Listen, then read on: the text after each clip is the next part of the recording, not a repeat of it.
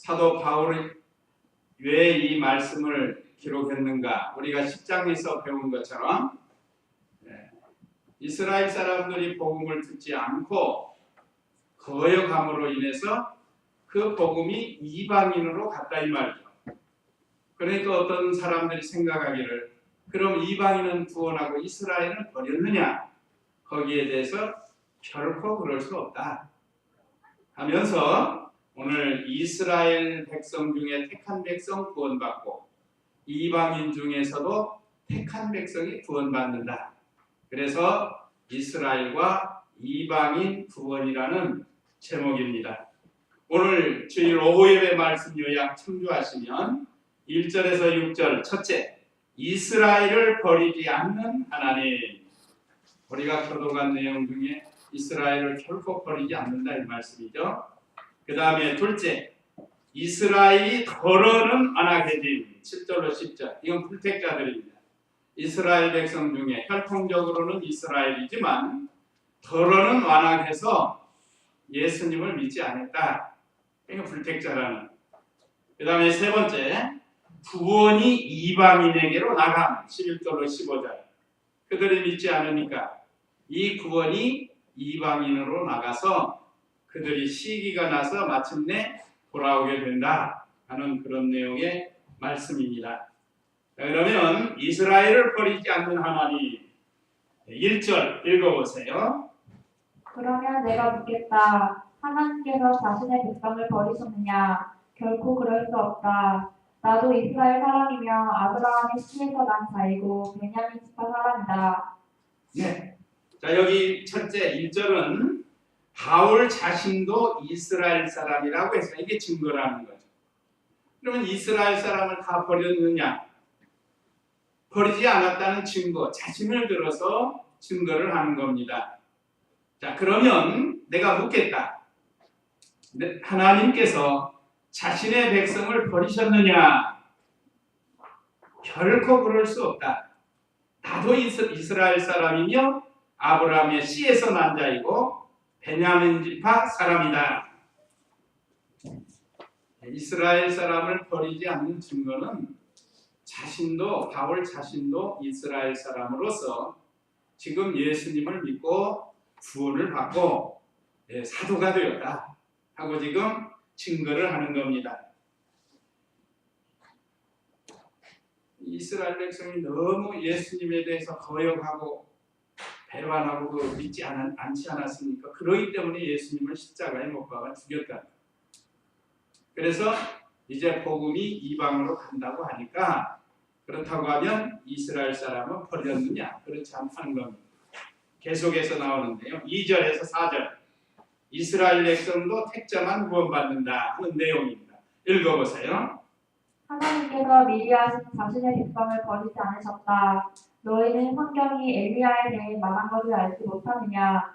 그가 이스라엘을 통하여 하나님께서 호소하시기를 그들이 주님의 선지자들을 죽이고 주님의 제자들을 헐어버렸으며 오직 나만 남았는데 그들이 제 목숨도 찾고 있습니다 라고 하였으나 그에게 하신 대답이 무엇이었느냐? 내가 나를 위하여 바알에게 무릎을 꿇지 않는 사람 7,000명을 남겨두었다 라고 하셨다. 예. 자, 이스라엘 백성 중에서도 다 버리지 아니하고 택한 백성만 구원을 받는다는 것을 오늘 과거 엘리야 선지자의 대명사인 엘리야가 선지자 중에 대선지자죠. 그 엘리야 시대에 있었던 일을 들어서 바울이 증거합니다. 바울은 성경에 능통한 사람이에요. 특히 구약성경 아직 신약 완성되기 전이니까요. 구약성경을 너무 잘하는 사람. 그런데 가장 중요한 그리스도 메시아를 믿지를 않았다. 그러다가 우리가 로마서 그 9장에서 다메섹 도상에서 이 빛 가운데 나타나신 예수님을 만나서 변화가 되지 않았습니까? 그래서 이제 구약 성경이 신령한 뜻으로 다 그리스도에 대한 것으로 증거가 된 거, 신령한 뜻으로 기록된 거, 그걸 깨달은 거예요. 3년 동안 아라비아에서 기도하면서 신앙을 한 겁니다. 자, 이렇게 귀한 진리를 깨달아가지고 이제 이 구약 시대에 엘리야 선지자에 있었던 사건을 들어가지고 증거하는 겁니다. 자, 2절 한번 보면서 하나님께서 미리 아신 자신의 백성을 버리지 않으셨다. 너희는 성경이 엘리야에 대하여 말하는 것을 알지 못하느냐. 그가 이스라엘을 성사하여 하나님께 호소하기를. 이건 무슨 뜻인가 하면 엘리야가 그 시대에 참 선지자가 돼가지고 복음을 열심히 증거했죠. 그 시대에 악한 이스라엘 왕이 누구죠? 제일 악한 왕이 엘리야 시대에 살고 있었다.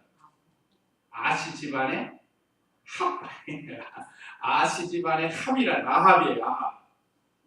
그 부인 이세벨이고. 그래서 성경에서 제일 악한 왕이 아합이고 또 제일 악처가 누군가 하면 이세벨이라.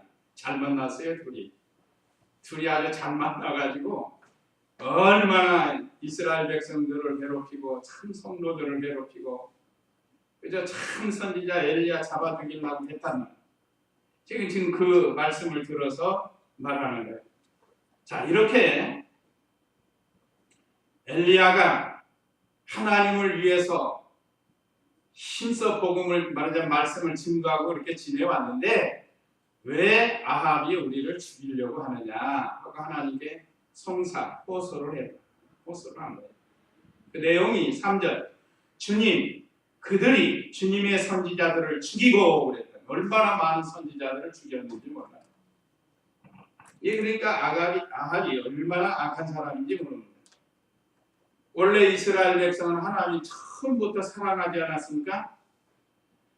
하나님이 처음부터 이스라엘 백성을 사랑해서 너는 내 것이다. 내가 너를 지명하여 불렀고 너는 내 것이고 내 죄를 사했고 하나님이 이스라엘 백성에게 말씀을 주셨고 또 광야에서 인도해 주셨고 그 이스라엘 백성을 얼마나 사랑했는가를 이 바울도 아는 거죠. 그래서 아합을 들어서 지금 말하는 겁니다. 이스라엘 백성을 사랑해서 절대 버리지 않는다는 거죠. 오늘날 영적 이스라엘은 우리도 마찬가지입니다. 한번 예수 믿고 구원받아 중생한 우리 성도는 절대 버리지 않습니다. 혹시 연약해서 어떠한 죄를 지었다 할지라도 반드시 회개시켜서 돌아오게 하시지 버리시는 분이 아니셔요. 이스라엘을 사랑하시니까. 옛날에는 이스라엘 백성을 택하여서 사랑하셨지만 영적으로 우리가 다 이제 이스라엘 백성이에요. 그래서 우리가 하나님의 백성이기 때문에 하나님의 통치를 받고 사는 겁니다. 그래서 이 엘리야가 말하기를 그들이 주님의 선지자들을 죽이고 주님의 제단들을 헐어버렸으며 오직 나만 남았는데 엘리야가 잡아 죽이려고 하니까 도망갔다. 자, 흉년이 들어서 어려움 당했죠. 그때 까마귀를 보내가지고 먹을 것을 주었고 그리 시냇가에 가서 또 살게 해주시고 사르밧 과부 집에 가서 살게 해주시고 엘리야를 이렇게 친히 보호해 주시지 않았습니까? 그러다가 또 아합이 잡아 죽이려고 하니까 이제는 호렙산 불에 들어가서 하나님 앞에 호소하는 거예요. 지금 괴롭고 힘들어. 우리가 예수님을 믿고 말씀 순종하다 보면 괴롭고 힘든 일이 올 수 있습니다. 우리가 새벽에 요셉에 대해서 배우는데 참 요셉의 신앙이 좋아요. 그래서 비교가 되지 않지만 장차 오실 그리스도의 모형이라고 정도로 요셉이 얼마나 믿음이 좋은지 모릅니다. 아버지 집에 있을 때도 충성하고 형들이 노예로 팔아먹었어도 거기 가서 충성하고 또 종으로 팔려가서도 충성하고 감옥에 애매하게 누명을 쓰고 감옥에 가가지고도 충성하고 그러니까 어디 가든지 요셉이 가는 곳마다 형통하게 했다. 자, 이것은 요셉이 하나님을 바로 알고 하나님의 절대 주권을 믿었기 때문에 그런 겁니다. 또 자기에게 계시해 준 것을 확실히 믿었어요. 그게 뭐죠?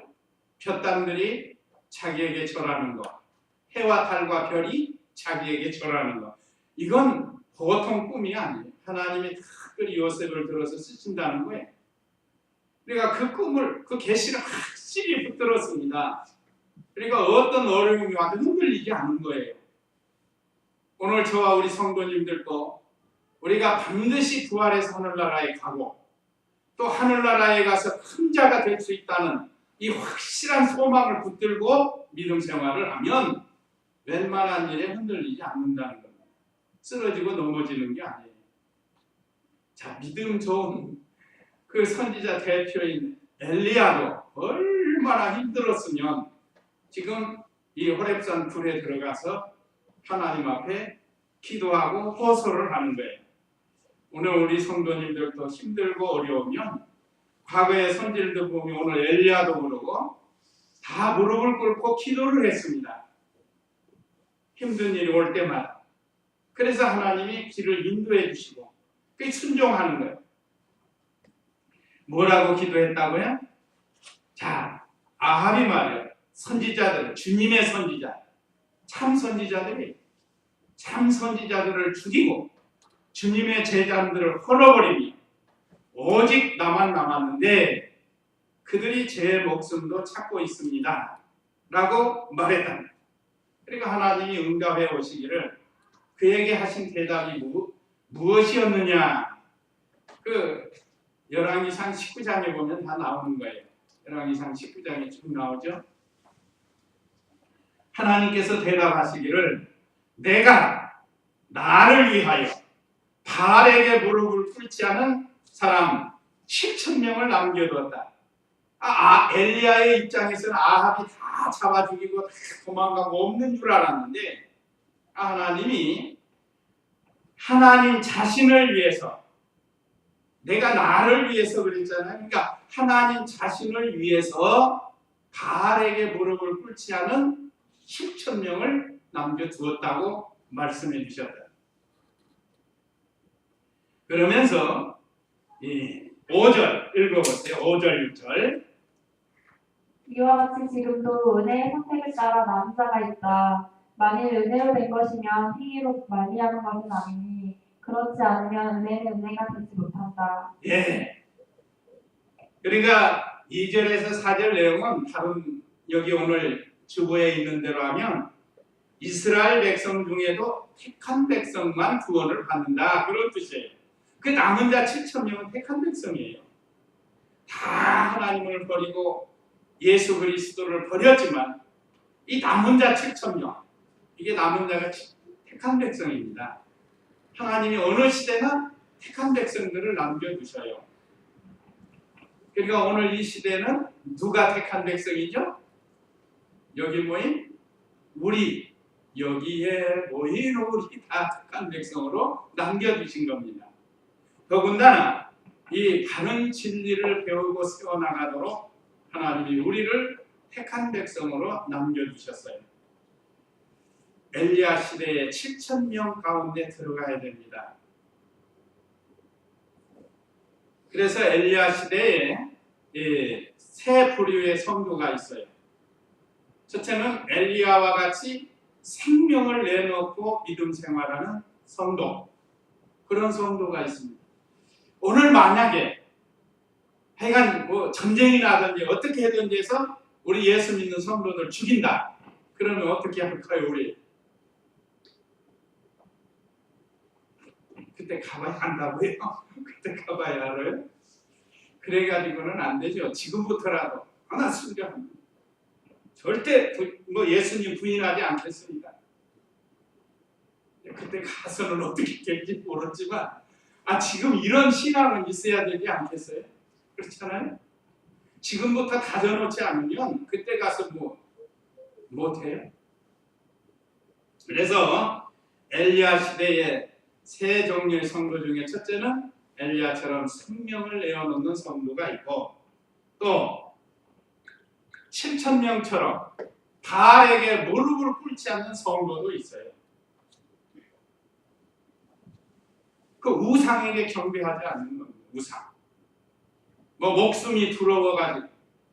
그러니까 이 사람들은 숨어서라도 바알에게 절하지 않는 거예요. 그런 게 좀 괜찮죠? 그 다음에 또 한 사람, 어떤 사람이 있겠죠? 우상에게 무릎을 꿇는 성도가 있습니다. 그래서 제가 가끔, 저도 그 들은 얘기니까 전하는 거예요. 공산당이 내려왔을 때, 그 이북에서 교회 장로님이라고 으쓱으쓱하고 돌아다니던 장로가 공산당이 내려와가지고 예수 믿는 사람 다 잡아가고, 목사님들 다 잡아가고, 성도들 다 잡아가고 하니까, 야, 이거 큰일나, 나도 죽게 생겼다. 그래서 대문짝에 크게 써붙였다고 해요. 오늘부터 예수 안 믿음. 그게 그분이 장로예요. 그분이 장로. 그러니까 목사가 중요한 게 아니고, 장로가 중요한 게 아니고, 집사가 중요한 게 아니고, 목사나 장로나 집사나 참으로 주님을 위해서 생명 내어놓을 만한 신앙이 돼야 된다는 거죠. 누구처럼? 엘리야처럼. 적어도 그 시대에 바알에게 무릎 꿇지 않는 7,000명처럼 돼야 되지 않겠어요? 반드시 하나님이 남겨놓으시는 거예요. 남겨놓으셔요. 근데 우리가 어느 자리에 들어가느냐. 아까 그 장로 같은 사람은 바알에게 무릎을 꿇은 성도라고 할 수 있습니다. 힘들고 어려울 때, 괴로울 때, 믿음에서 떠나는 것. 그래서 이렇게 하나님께서 7,000명을 남겨놓은 것이 이스라엘 백성을 버리지 않은 증거라.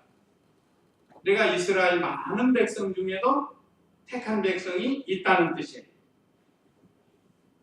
5절 6절은 모든 것이 하나님의 은혜로 된 것이라고 했습니다. 자, 이와 같이 지금도 은혜의 선택을 따라 남은 자가 있다.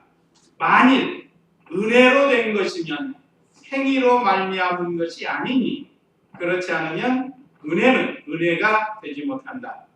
은혜 하니까 우리 성은혜가 생각이 나고, 우리 조카 이은혜가 생각이 나고 그렇습니다.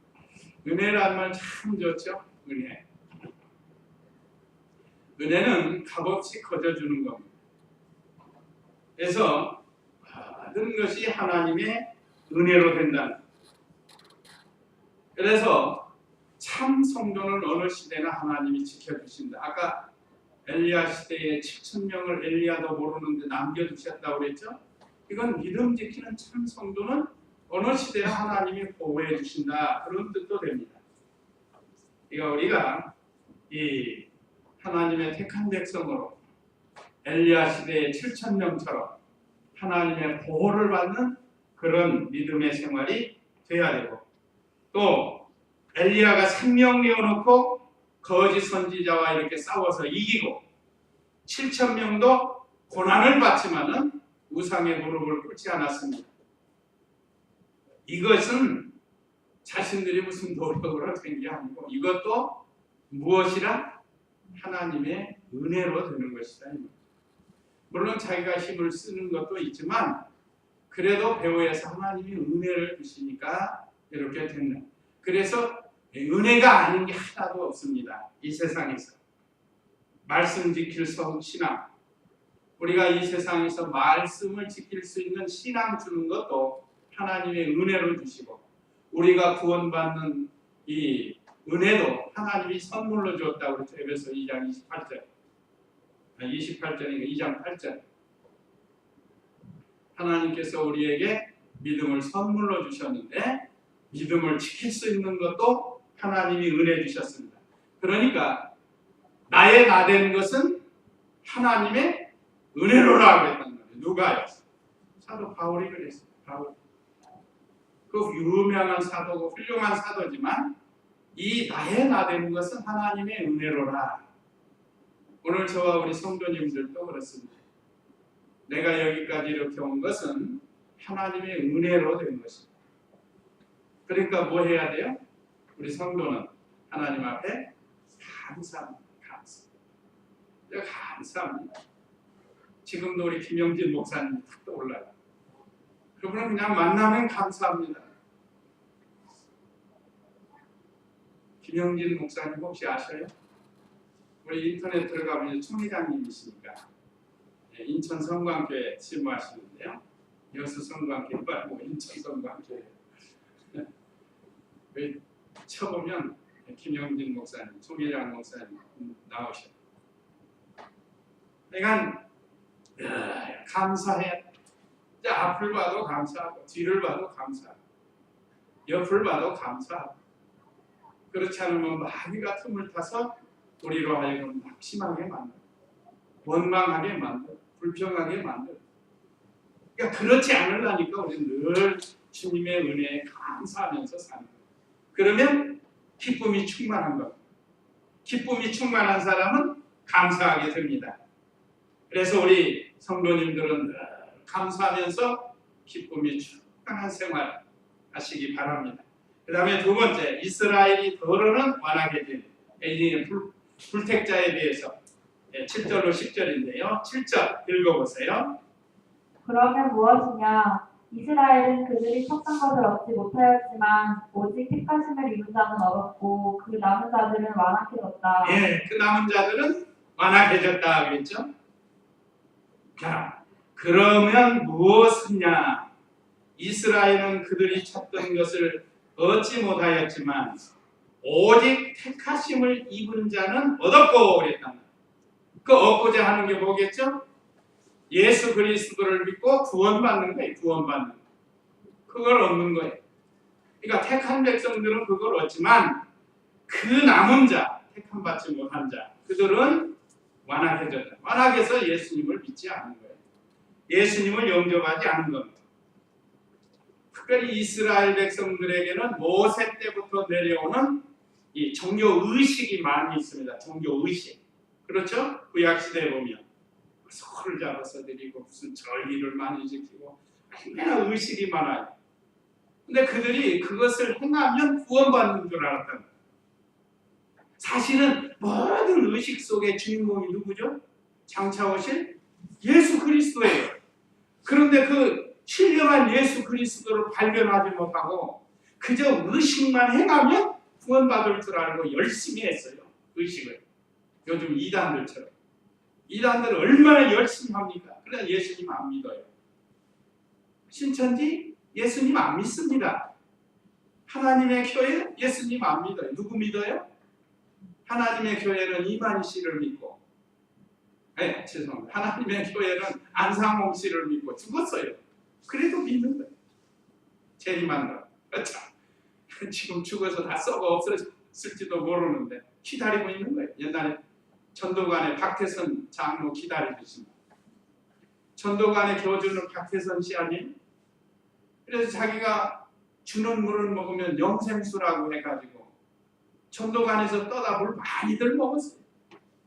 그걸 배워가지고 이계화 씨 있죠? 김계화 죄송합니다. 김계화 씨.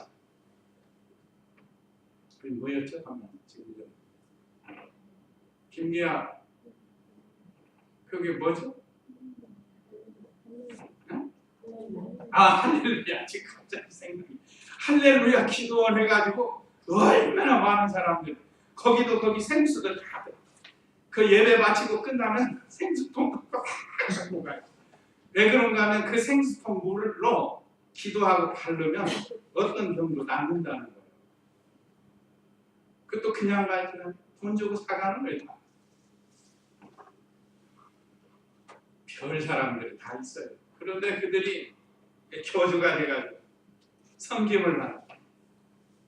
자, 우리는 참 우리의 구세주이신 예수님을 섬겨서 그러니까 구약시대에 예언된 예수 그리스도를 믿지 아니하고 의식을 행해서 구원받으려고 했으니 마치 수박을 갖다 놓고 속에 맛있는 부분은 못 먹고 껍데기 먹고 하나 좋다.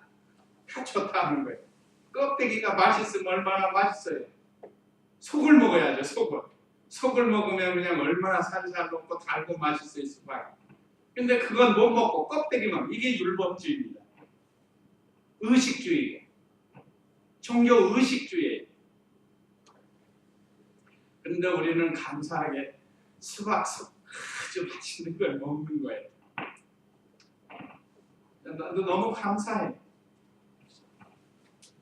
이렇게 좋은 스승 만나서 바른 신앙생활 할 수 있는 게 얼마나 감사한지 모릅니다.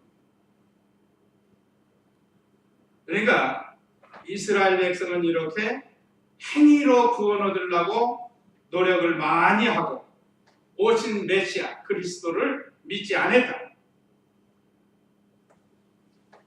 그래서 그들이 더 완악해진 겁니다. 그래서 예수님을 잡아서 죽여달라고 하고 십자가에 못 박아달라고 하고 얼마나 완악한 겁니까? 세상에서도 사람 죽여달라고 하는 거 악한 건데 하나님의 아들 예수님을 죽여달라고 강도 가나다는 놓아달라고 그러니 얼마나 완악해. 이거 완악해져서 그런 거예요. 지금 바울이 그걸 염두에 두고 지금 불택자들이 이렇게 했다는 것을 증거하는 겁니다. 그래서 그들은 구원을 얻지 못한다. 성경은 분명히 예수님을 믿어야 구원을 받습니다. 오늘 아침에 우리 주일학교도 지난주 말씀을 가지고 예수님을 믿어야 구원을 받는다. 이건 만고불변의 진리고 이건 우리가 더 확실히 알고 믿음 생활해야 할 것을 가르쳐준 겁니다. 한번 사도행전 13장 48절 여기 한번 읽어보세요. 사도행전 13장 48절. 이방인들이 듣고 기뻐하여 주님의 말씀을 찬양하였고 영생을 얻도록 작정된 자들은 다 믿었다. 영생을 얻도록 작정된 자들은 다 믿었다. 이게 택한 백성이에요. 하나님이 세상 만들기 전에 하나님의 택한 백성으로 작정해놨다. 그런 사람들은 다 믿어요. 믿게 되어 있습니다. 그래서 하나님의 택하심을 받은 자들만이 예수 그리스도를 믿고 의롭게 되고 구원을 얻는. 그래서 로마서의 주제가 이심득의 이심득구라고 했습니다. 그러니까 어느 시대나 우리가 증거하는 참 하나님의 아들 예수님을 증거했는데 믿지 않는 것은 아직 택함 받지 못한 증거인데, 근데 우리가 하나 주의할 것은 속단하면은 안 돼요. 이 사람은 영영 불택자다. 그렇게 속단하면 안 된다고요. 언제 믿을지 몰라요. 하나님이 택한 백성이면 우리가 복음 전하는 것을 통해서 믿을 수 있고 또 어떤 사건을 만나서 믿을 수 있고, 그렇기 때문에 아무리 깡패 같은 사람도 아무리 흉악범이라도 우리가 불택자라고 우리가 단정해서는 그건 하나님이 하시는 일이에요. 우리가 할 일은 감사하면서 복음을 전하는 일입니다. 그 사람이 예수님 믿고 구원받기를 소원하는 일입니다. 그것이지 아이 저 사람 틀렸어. 그런 사람들 있어요. 가끔 보면 저 사람은 예수 안 믿었잖아. 우리가 그렇게 해서는 안 된다는 거예요. 그러면 왜 이들이 이렇게 완악해지는가? 8절 읽어보세요. 기록된 것과 같으니 하나님께서 오늘날까지 그들에게 혼미한 영과 보지 못하는 눈과 듣지 못하는 귀를 주셨다. 이거 분명히 그들에게 혼미한 영을 줬다. 이게 하나님을 믿지 못하는, 보지 못하는, 신령한 눈으로 보지 못하게 하고 듣지 못하게 하고. 이거 왜 그런가? 그들은 불택자이기 때문에 그렇습니다. 근데 이건 하나님 편에서 이렇게 말씀하시는 거고 우리가 판단해서는 안 된다는 거. 그걸 우리가 조심해야 된다는 거. 택자냐 불택자냐 그건 하나님의 절대 주권에 달려있는 것이지 내 판단이 있는 게 아니라는 겁니다. 그래서 우리가 김정은이도 위에서 기도해주는 거죠. 모르잖아요. 하나님 택한 백성으로 세워서 어느 날 예수님 믿게 하는데, 고르바초프 보세요. 구소련 소비에트 연방 공화국 할 때는 언제 그 예수 믿을 사람 같아요? 이마에 뭐 지도 같은 거 하나 있고 대머리 벗어진 고르바초프. 그 사람 예수 믿고 자유를 주지 않았습니까? 종교 자유. 그래서 러시아가 생기고 이게 소비에트 연합 연방공화국이 다 이제 자기 나라로 다 되돌아간 거예요. 그 주된 나라가 러시아, 체코슬로바키아, 유고슬로비아 뭐 이런 여러 나라들이 소비에트 국가였는데 이게 이제 다 제 나라로 찾아가는. 그 외에도 많습니다. 크로아티아는 뭐 이런 여러 나라. 그러니까 언제 예수님 믿을지 몰라요. 성경에서는 어디가 그랬죠? 어디? 어느 나라 백성? 니느웨 백성이 그랬죠. 니느웨 백성. 뭐 얼마나 요나가 그 백성 이스라엘 백성들을 괴롭혔으면 그들이 망하기를 바라고 안 가려고 그랬잖아요. 그렇지만 하나님은 때가 돼서 요나를 보내서 전도하니까 왕으로부터 모든 백성이 다 회개하고 예수님을, 저는 이 말씀을 믿는 거예요. 이 말씀. 그래서 이북을 위해서도 기도하는 거예요. 어느 날 갑자기 니느웨 백성처럼 회개하고 돌아오면 얼마나 좋은 일이에요. 이 소망을 가지고 하는 거예요. 그런데 아직도 믿지 않고 회방하고 대적하고 완악하고 한 것은 아직까지 하나님이 그들에게 혼미한 영을 주어서 그런 거예요. 그건 불택자이기 때문에 하나님께서 그들에게 신령한 은혜를 주시지 않았기 때문에 그런 거예요. 그러나 반면에 우리는 하나님이 신령한 은혜를 주셨습니다. 그들은 하나님의 진노의 그릇, 진노의 그릇이 있어요. 영광의 그릇이 있는가 하면 진노의 그릇이 있다고 했죠. 로마서 우리 9장에서 배웠는데 한번 9장 20절 23절 한번 읽어보세요. 9장 20절에서 23절. 사람아, 참으로 내가 누구이기에 감히 하나님께 반박하느냐? 지음을 받은 것이 지으신 분께 왜 나를 이렇게 만들었습니까? 라고 말하겠느냐? 토기강이가 같은 진흙덩어리로 하나는 귀하게 쓸 그릇을 하나는 천하게 쓸 그릇을 만들 권한이 없겠느냐? 하나님께서 그 진노를 보이시고 그분의 능력을 알게 하시려고 멸망받도록 준비된 진노의 그릇을 오래 참으시도록 강용하시고 또한 영광을 받도록 예비하신 긍휼의 그릇에 대하여 그분의 영광이 풍성함을 알게 하려 하셨다 하더라도 무슨 말을 하겠느냐. 이게 바로 해석이에요. 긍휼의 그릇, 영광의 그릇은 우리 택한 백성, 오늘 우리들입니다. 그러나 진노의 그릇이 있답니다. 진노의 그릇. 이건 불택자입니다. 그래서 불택자에게는 아직도 혼미한 영이 역사하기 때문에 절대 안 믿어요. 하나님이 믿게 해줄 때까지는 어째도 안 믿어요? 죽어도 안 믿어요. 죽어도. 가족 중에도 그런 분들이 있어요. 그러나 아까 말씀드린 건 속담하지 말라는 거죠. 언젠가는 택한 백성은 부르십니다. 어떤 방법을 썼어요. 그래서 많은 성도들이 별별 사건 속에서 예수님께 돌아오는 사람이 많아요. 그래서 그런 경험들이 있습니다. 자, 그런데 9절 10절은 종교 의식주의가 올무가 되었다 했습니다. 9절 10절 본문 읽어보세요.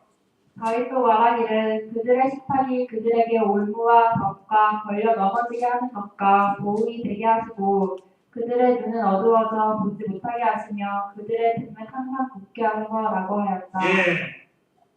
여기 식탁은 하나님께 드리는 종교 의식을 가르칩니다. 제사상을 차려놓고 하나님께 제사를 드리는 그 종교 의식. 유대인들이 하나님 섬긴다고 제사 드리잖아요. 상을 차려놓고. 그런데 그런 종교 의식을 통해서 오히려 하나님 앞에 교만해지고 외부적인 제도, 종교 의식 그것만 치중했지 그 속에 있는 참 진리이신 예수님을 발견하지 못하는 거예요. 아까 말씀드린 것처럼 율법의 의식과 의문과 제도 이건 껍데기거든요. 알맹이는 누구라고요? 예수님이라는. 이게 껍데기 붙들고 좋아하는. 우리가 잘 믿는 건 아니지만 진리 면에 있어서는 천주교가 그렇습니다. 천주, 모세. 얼마나 의식과 의문과 제도가 많은. 그러나 우리는 그래서 개신교에 종교 개혁을 했어. 그러면 천주교에서 우리 개신교가 나왔다? 그거는 아닙니다. 그 모르는 사람들은 흠소리예요. 과거 사도시대 그 시대로 돌아가자 해가지고 종교 개혁을 한 거예요. 너무 중세기 천주교가 타락을 해가지고 이거 지금 말 같지 않는 거잖아요. 성경적으로 보면 화상 숭배를 하지 않나, 성물 숭배를 하지 않나, 마리아가 주님 공동 구세주가 되지 않나. 이거 우리하고는 뭐 말이 안 돼. 그래서 루터가 이것은 아니다 해가지고 오직 죄사함으로 얻게 하는 분은 예수님이다. 거기는 사제거든. 사제에 가서 고해성사를 하잖아요. 영화 같은 거 보면. 그게 아니고 주님의 이름으로 하나님께 나아가 사는 거지 사람이 무슨 죄사할 권세를 준 게 아니에요. 그러니까 이런 교리적인 문제가 다르기 때문에 자그마치 95개 신조를 가지고 그들과 토론을 하고 싸우고 결국은 우리 개신교가 탄생을 한 겁니다. 그러니까 혹시 천주교 좋게 보시는 분들 있으면 그 사람들을 미워하는 게 아니고 그 종교 의식 자체가 잘못됐다는 거예요. 여기 의식주의의 올무가 됐다고 여기 종교 의식주의가 올무가 됐다. 그래서 교만해지고 자기가 큰 집이라고 하고 우리 개신교를 무시하고 얼마나 많은 개신교 신자들을 많이 죽였는지 몰라요. 중세기. 뭐 어느 분이 그러는데 독일 나치스 히틀러가 유대인을 죽인 것보다 더 많이 죽였다는 거예요. 유태인이 얼마 죽었다고 그러죠? 600만 명을 죽였대요. 히틀러가 유태인을. 그런데 구교, 천주교에서 우리 개신교를 그보다 더 많은 신자들을 죽였다는 거예요. 단지 예수님 믿는다. 자기들 교리하고 맞지 않는다.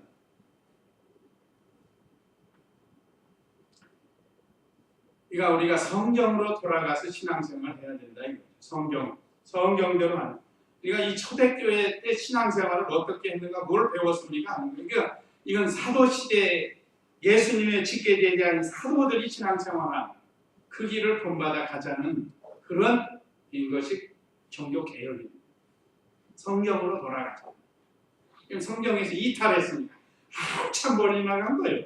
아까 말씀드린 마리아 공동 구세주설이나 성자 숭배, 성자라고 한 거는 우리 예수님 가르친 게 아니고 베드로, 바울이 베드로, 바울 그런 사람들을 숭배하는 거예요. 공덕, 축적설 주장하고. 그러니까 우리가 공덕이 없으면 그 훌륭한 사람들 그 공덕을 돈을 주든지 아니면 덕을 쌓아서 그걸 취할 수가 있다는 거예요. 이게 얼마나 안 맞는 게 어디야. 그러니까 종교 의식주의가 올무가 됐다. 구원받는데 걸림돌이 된 거예요. 예수님 믿는데. 그 내용이 그거예요. 그래서 종교 의식으로 만족하면서 신령한 양식을 찾지 못한 것이 바로 유대인들의 의식주의고 오늘날 천주교도 마찬가지예요. 그러니까 우리가 뭐 그들보다 잘 믿는다고 자랑하는 것 가지고 진리가 다르다는 것을 아시기 바랍니다. 그 다음에 세 번째 11절로 15절 구원이 이방인에게로 나갔다. 자 11절 읽어보세요. 그러므로 내가 묻겠다. 그들이 완전히 쓰러져 버릴 만큼 걸려 넘어졌느냐? 결코 그럴 수 없다. 오히려 그들의 넘어짐으로 말미암아 구원이 이방인에게 이르게 하여 이스라엘이 시기를 타도록 하려는 것이다. 네, 이스라엘이 시기나게 한 것은 그들이 완전히 넘어지지 않았다는 것입니다. 일부 넘어졌지만 완전히 넘어진. 다시 말하면 완전히 버리지 않았다 하는 그런 뜻이에요. 하나님께서. 자, 많은 이스라엘 사람들 지금도 유태인들이죠. 유태인들 많이 안 믿어요. 지금도 예수님. 거기서 개종한 사람들이라 믿죠. 여전히 이 의식을 행하면서 유태인들 하잖아요. 이제 그런 사람 그리스도를 믿지 않았습니다. 그래서 하나님의 은혜에서 떨어졌는데 그러나 아주 걸려 넘어지지는 않게 하신다는 거예요. 그것이 아까 우리 1절에서 4절에 있는 말씀처럼 이스라엘 백성도 택자만 구원받고 바울도 이스라엘 사람이라는 그 내용이 포함되어 있습니다. 그래서 이스라엘 백성이 일시적으로 넘어져서 구원이 이제 이방이 되고 이것이 하나님의 섭리입니다. 아무리 사랑을 주려도 안 가니까 안 받으니까 그 사랑이 하나님은 사랑이신데 이제 이 사랑이 이방으로 간 거예요. 그래서 오늘날 우리들에게 하나님의 사랑이 넘어온 겁니다. 그러나 반드시 나중에 다시 이스라엘로 되돌아간다는 거예요. 그 안에 우리가 이렇게 택함을 받고 믿음 생활하는 겁니다. 자, 그 다음에 12절 읽어보세요. 그들의 넘어짐이 세상의 부요함이 되고 그들의 실패가 이방인의 부요함이 되었다면 그들의 충만함은 얼마나 더 큰 부요함을 가져오겠느냐. 이스라엘이 그리스도를 믿지 않음으로 넘어지고 실패했지만 그로 인해서 이방인들이 그리스도를 믿고 부요하게 됐다는 거예요. 자, 그런데 이스라엘이 넘어져서 이방인들이 믿음이 부요가 생겼는데 그러나 본래 이스라엘이 가지고 있던 하나님의 충만한 큰 부요함 오랫동안 주지 않았습니까? 이스라엘 백성. 그러니까 그 얼마나 더 크겠느냐 이 말. 그래서 그들이 시기가 나서 반드시 돌아온다는 거예요. 때가 언젠지는 모르지만. 그래서 이 13절 읽어보세요. 내가 이방인인 너희에게 말한다. 내가 이방인의 사도임으로 내 직분을 영광스럽게 여긴다. 이는 내가 어떻게 해서든지 나의 동족이 시기하도록 하여 그들 중에서 다만 얼마라도 구원하고자 하는 것이다. 그들을 버리시는 것이 세상의 화목이 되었다면 그들을 받아들이시는 것은 죽은 자들 가운데서 살아나는 것이 아니고 무엇이겠느냐. 그 11절 하반절에도 그랬죠. 이스라엘이 시기를 하도록 이방인에게 구원이 은혜가 간 거예요. 제가 가끔 얘기하면 그 아이들 우리 아이가 말 안 들으면 다른 아이 막 데려다가 사랑해주고 쓰다듬어 주면 괜히 시기하잖아요 아이들이. 그리고 어떤 애들은 와가지고 얘 우리 엄마야 그러면서 이 차지하는 그와 같은 거예요. 근데 아직도 정신 못 차리고 있어. 언제 정신 차릴지 모르겠어요. 유대인들만.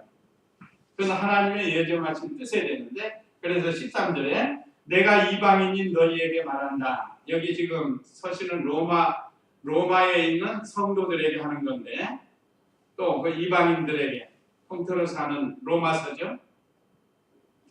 그래서 넓은 의미로는 우리 모두에게 주는 거고 역사적으로는 그렇습니다. 지금 로마인들에게 쓴 편지니까 내가 이방인의 사도임으로 내 직분을 영광스럽게 여긴다.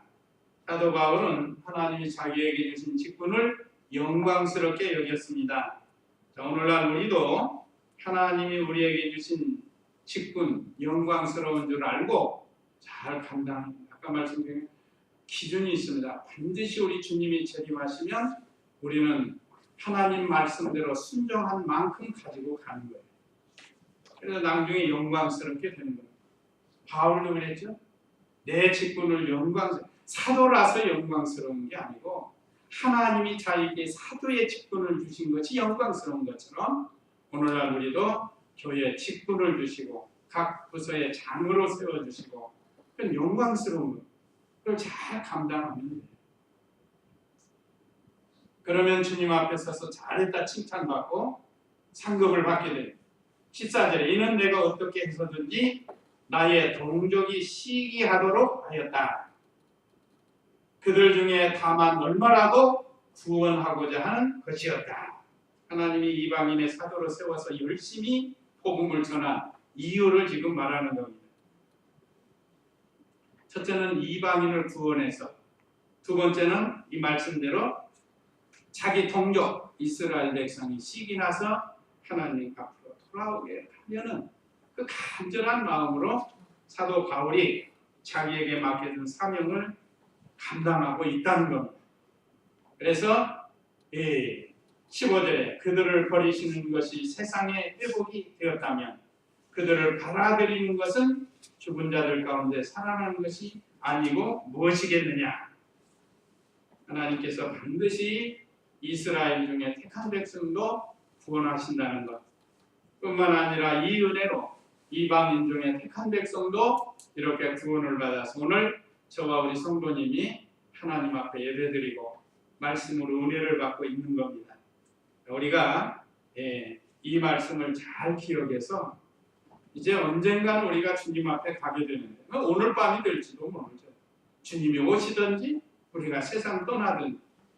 요즘 제가 좀 몸이 불편했는데 언제 떠날까 그런 생각이 자꾸 들기도 해요. 어느 날 갑자기 갈 수 있으니까 그건 알 수가 없는 거죠.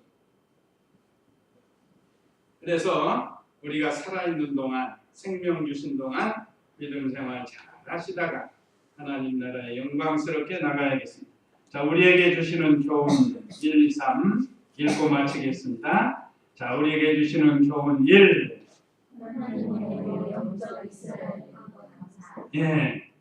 영적 이스라엘이 됐죠? 역사적인 이스라엘 백성 말고. 그 다음에 2. 믿음 없는 종교 의식은 구원을 얻지 못한다. 그러니까 우리가 의식주의가 되지 말고 형식주의가 되지 말고 참 믿음으로 모든 것을 해야 된다. 그 다음에 3. 구원이 우리 이방에 온 게 얼마나 감사해요. 감사하죠? 이 말씀을 들을수록 감사한 거예요. 감사하면서 우리 다 같이 잠시 기도하겠습니다.